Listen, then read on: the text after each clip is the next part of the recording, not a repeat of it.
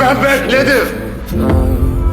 Beyim gelecek, kardeşlerim gelecek diye bekledim. Gelmedin. Gelmediniz. Cerkutay, biz nice vakit seni aradık. Hiç olur mu öyle şey? Seni bırakır mıyım? Ha?